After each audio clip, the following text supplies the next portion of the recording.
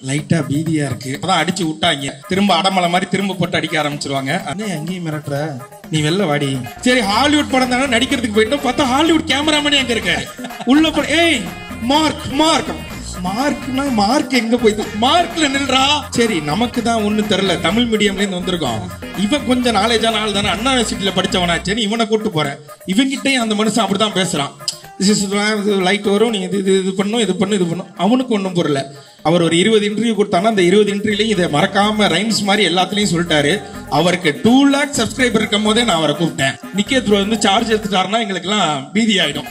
அது நான் பரவாயில்ல, சில நேரத்துல பிரதீப் ப்ரோக்கே அது பீதி ஆயிடும். சும்மா சொல்லக்கூடாது. டெய்லி கறி கஞ்சி. பிரதீப் ப்ரோக்கு டயட் ஃபுட்னு ஒன்று எடுத்துட்டு வருவாங்க. ஆத்தாடி ஆத்தா, அதுல என்னென்னமோ இருக்குண்டாலிங்க. ஓடுறது ஓடுறது போடுறது பறக்கிறது தாவறது நிக்கிறது நீந்துறது எல்லாமே இருந்துச்சு அவருக்கு. சமோசா தானங்க? ஆமா. உருளைக்கிழங்கு சமோசா தானங்க? ஆமா. 4 திங்கிறீங்க அப்படியே இருக்கீங்களேங்க அப்படின்னு கேட்பேன். அவர் சொன்ன கதை தான் இப்ப எடுக்கிறாரான்னு எனக்கு இவனுக்கும் பாதி நேரங்கள்ல சந்தேகம் இருக்கும். நீ நம்மள்ட்ட சொல்லும் போது வேற சொன்னார் வேற எடுக்கிறாரா? நான் அஸ்வத் வந்து ஃபர்ஸ்ட் கூப்பிடும் போது ப்ரோல ஆரம்பிச்சோம். அப்புறம் வாடா போடா ஃப்ரெண்ட்ஸ் ஆனோம், மாமா மச்சான் ஆனோம்.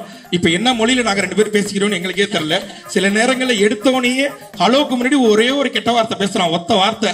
அதை சொல்லிதான் ஆரம்பிக்கிறானே. அப்படி ஒரு ஃப்ரெண்ட்ஸ் ஆயிட்டோம் நாங்க 2 பேரும். சார் ரவிக்குமார் சார் எல்லாம் பார்க்கும்போது உண்மையிலேயே பயமாவே இருக்கும் செட்ல.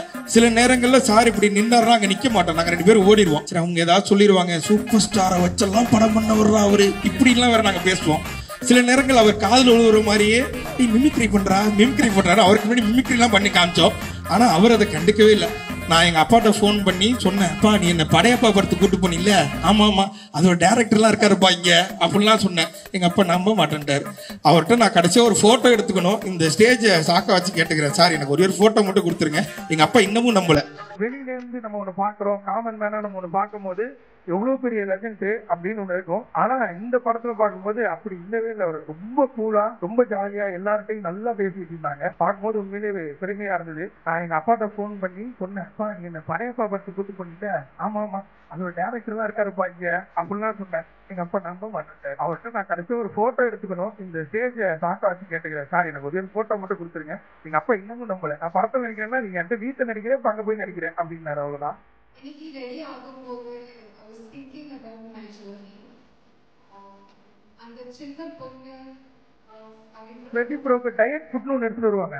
ஆத்தாடி ஆத்தா, அது என்னென்னமோ இருக்குண்டாங்க. ஓடுறது போடுறது பறக்கிறது தாவறது நிக்கிறது நீந்துறது எல்லாமே இருக்கு அவருக்கு. ஆனா எனக்கு ஒரே ஒரு ஆதங்கம் மட்டும் இப்போ வரைக்கும் இருக்கு. இவ்வளவு திங்கிறாரு இந்த மனுஷன், ஏன் உடம்பு மட்டும் உழவு மாட்டேன்றான். அப்படி இல்லை, நல்லா சாப்பிட கேட்பேன். சமோசா தானங்க? ஆமா. உருளைக்கிழங்கு சமோசா தானங்க? ஆமா.